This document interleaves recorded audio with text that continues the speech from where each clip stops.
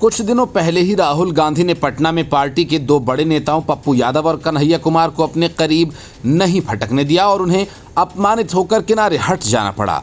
लेकिन उसके बाद भी राहुल गांधी को कोई फर्क नहीं पड़ा। ताज़ा मामला कर्नाटक के सीएम सिद्धरमैया का है, जो दिल्ली में इसलिए अपना डेरा जमाए हुए हैं कि राहुल जी उन्हें अपना दर्शन देंगे, उनके आशीर्वाद से उनकी कुर्सी सुरक्षित हो जाएगी। लेकिन अफसोस ये कि राहुल गांधी ने एक राज्य के सीएम से मिलने के लिए कुछ मिनटों का वक्त नहीं दिया और सिद्धरमैया को अपमानित होकर बेंगलुरु लौट जाना पड़ा।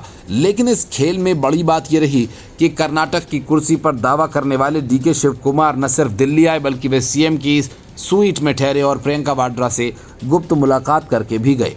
मतलब कि डिप्टी सीएम के लिए गांधी परिवार के दरवाजे तुरंत खुल गए, लेकिन सीएम के लिए नहीं, वही दरवाजे बंद हो गए। मतलब साफ है, कर्नाटक में सत्ता बदलने का वक्त आ गया है और सिद्धरमैया की विदाई करीब करीब तय है। यही वजह है कि बीजेपी नेता अमित मालवीय ने इस अपमान पर चुटकी लेते हुए एक्स पर लिखा कि ये पहली बार नहीं है जब किसी गांधी ने कर्नाटक के किसी वरिष्ठ नेता का अपमान किया हो।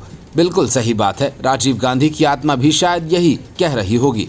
वीरेंद्र पाटिल को बर्खास्त किया, अब सिद्धरमैया को नजरअंदाज किया, परिवार की परंपराएं हम निभा रहे हैं। अब जरा कहानी में ट्विस्ट देखिए।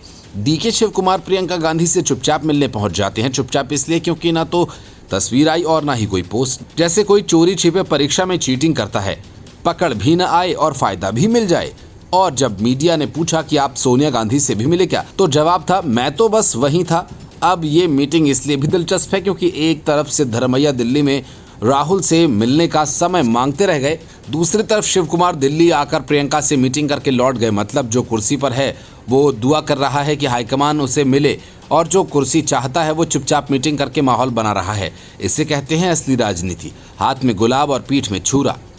सूत्रों का कहना है कि कर्नाटक में कैबिनेट फेरबदल की कोशिशें जारी हैं, लेकिन अब तक कोशिशें ही हैं, परिणाम नहीं, क्योंकि मुख्यमंत्री की कलम से पहले गांधी परिवार की इजाज़त चाहिए।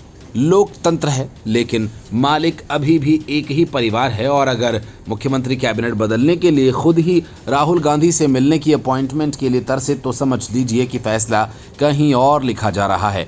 अब मजे की बात यह है कि शिव कुमार और सिद्धरमैया दोनों ही किसी भी समझौते से इनकार करते हैं, लेकिन कांग्रेस की राजनीति में इनकार ही सबसे बड़ा स्वीकार होता है। कहते हैं ना, जहां धुआं है वहां आग तो होगी ही। पार्टी में अंदर ही अंदर ये बात गर्म है कि नवंबर तक कर्नाटक में सीएम की कुर्सी बदल सकती है, क्योंकि समझौता यही था कि पहले आधा कार्यकाल सिद्धरमैया और बाकी आधा Shivakumar. Bureau report, news of India.